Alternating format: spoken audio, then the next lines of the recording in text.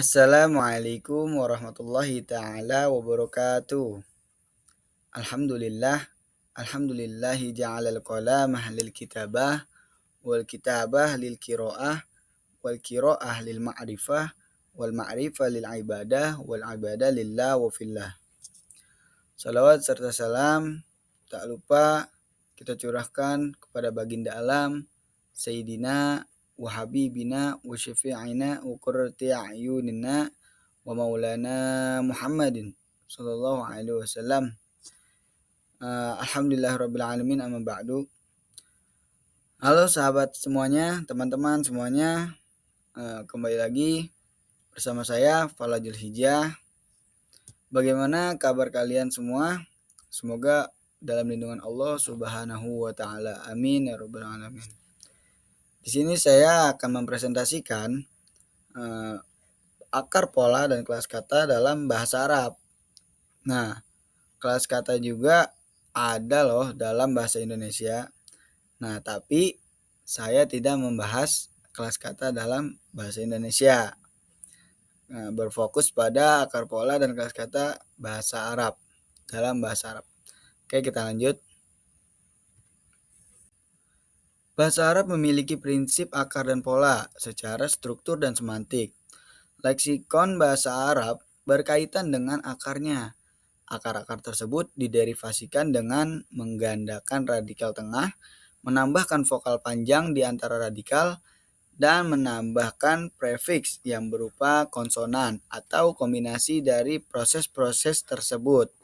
Nah, teman-teman sekalian, jadi akar dan pola ini itu satu dengan kesatuan yang lain. Jadi tidak ada pola jika tidak ada akar. Seperti itu. Nah, terbentuknya pola itu dari akar. Nah, apa sih itu akar dan pola? Nanti ada penjelasan di slide selanjutnya. Nah, pengertian akar dan pola. Asal sebuah kata itu dari asal kata ini nantinya akan melahirkan beberapa pola atau bentuk kata atau yang disebut dengan wazan, yang biasa anak-anak pondok tahu, yaitu dengan wazan. Lalu dengan demikian dapat disimpulkan bahwasannya akar adalah asal dari suatu kata. Nah, ingat, akar adalah asal dari suatu kata. Lalu sedangkan pola adalah bentuk kata yang mengalami perkembangan sehingga dari satu asal kata akan menghasilkan kata yang lainnya dengan berbeda-beda, tentu dengan makna yang berbeda-beda pula, seperti itu. Nah, saya meletakkan pohon di samping ini untuk filosofi bahwasannya akar itu ada di bawah. Nah, sedangkan pola itu bagaikan ranting yang menyebar luas. Jadi, jika tidak ada akar, maka tidak terjadinya ranting atau pola, seperti itu. Jadi, jika tidak ada asal kata, maka kata yang lainnya tidak akan ada dan tidak juga bisa diderivasikan. Seperti itu, teman-teman. Jadi, jika kita ingin derivasikan, maka kita harus tahu akarnya terlebih dahulu. Seperti itu. Lanjut. Nah, akar dalam bahasa Arab juga, teman-teman, berhubungan dengan nomina primitif atau isim jamid yang bisa kita kenal. Nah, isim jamid ini dapat mempengaruhi seluruh partikel, akan tetapi dia tidak dapat mempengaruhi partikel mudhoro'ah, seperti itu, atau partikel imperfect. Nah, akar nomina dalam bahasa Arab terbagi menjadi 5, yakni sunai, contohnya ab, artinya ayah. Sulasi, contohnya bakor, artinya sapi. Rubai, contohnya akrob, artinya kalajengking. Khumasi, contohnya burhan, yang artinya bukti. Sudasi, Contohnya ankabut, artinya laba-laba. Seperti itu. Jadi simpelnya isim jamid ini adalah akar dari nomina. Seperti itu. Jika ada nomina yang berbentuk dari dua, yaitu berarti sunai. Nah, jika ada akar yang berbentuk tiga, itu sulasi dan seterusnya. Nah, isim jamid ini atau nomina primitif itu tidak dapat mempengaruhi huruf mudhoro'ah. Akan tetapi huruf-huruf yang lainnya bisa. Seperti itu. Nah, al-khos khususnya di huruf mudhoro'ah ini tidak bisa dipengaruhi oleh isim jamid. Seperti itu. Nah, isim jamid pula tidak dapat derivasikan. Seperti itu, teman-teman. Pengertian kelas kata. Nah, kelas kata dalam bahasa Arab ini itu terbagi menjadi tiga. Yang pertama nomina, kedua verba, ketiga partikel. Nah, dalam bahasa Arab memang hanya tiga. Akan tetapi dalam bahasa Indonesia itu ada 13. Nah, saya mempresentasikan itu hanya berfokus pada bahasa Arab. Jika kalian ingin tahu lebih lanjut, maka silahkan cari channel-channel yang membahas tentang kelas kata dalam bahasa Indonesia yang ada 13 itu. Nah, di sini saya akan membacakan. Nomina adalah kata yang mengacu pada makna yang terkandung di dalamnya tanpa menunjukkan hubungan dengan waktu atau kala.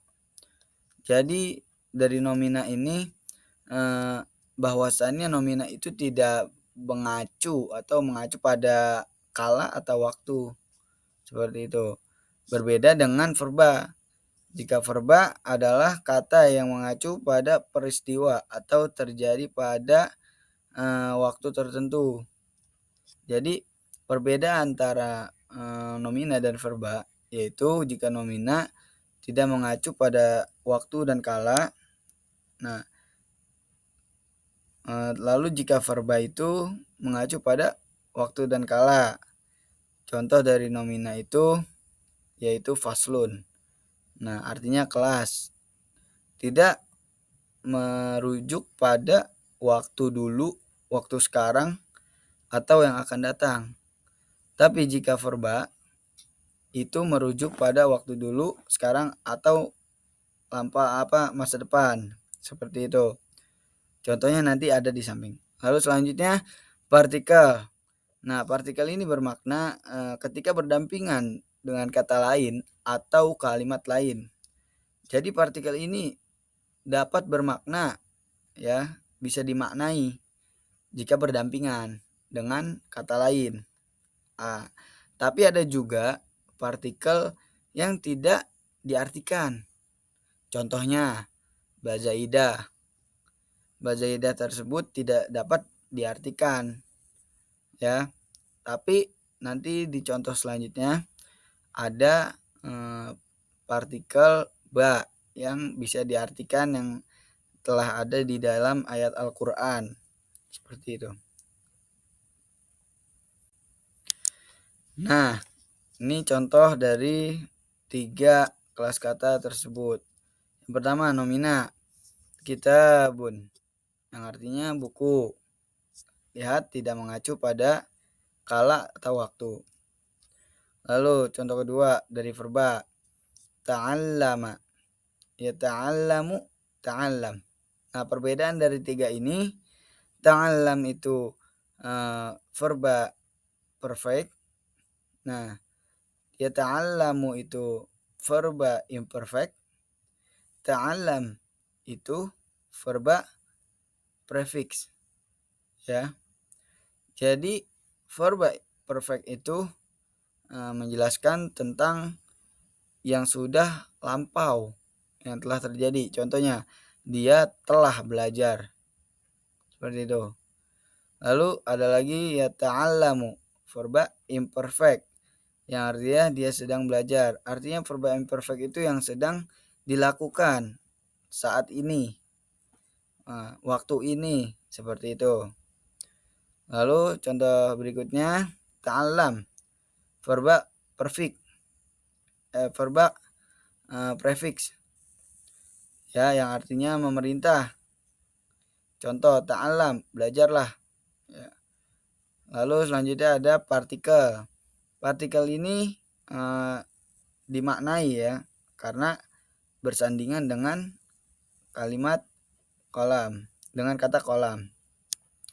Contohnya 'allama bil qalam, mengajarkan manusia dengan pena. Ya, baknya ini diartikan dengan, mengajarkan manusia dengan pena. Jadi baknya di sini jelas-jelas bukan ba zaidah. Seperti itu teman-teman. Jadi dari 3 contoh ini adalah contoh dari kelas kata, ya, dari bahasa Arab. Seperti itu. Jadi kesimpulannya, akar dan pola itu adalah satu dari satu kesamaan. Maksudnya harus berdampingan pola dan akar itu. Nah, kelas kata juga berdampingan bertiga-tiganya, seperti itu. Jadi kelas kata untuk melengkapi dalam bahasa Arab, dan pola dan akar itu adalah untuk merancang atau memberikan istilah lari bahasa Arab lainnya, seperti itu. Terima kasih untuk yang sudah menonton. Jangan lupa subscribe, like, and comment. Dan jangan lupa kita amalkan ilmu kita selalu dimanapun kita berada. Dan jika kita tahu, maka beritahu orang lain. Jangan pelit-pelit dengan ilmu. Seperti itu. Kurang lebihnya mohon maaf. Wabillahi taufiq wal hidayah. Wassalamualaikum warahmatullahi wabarakatuh. See you later next time.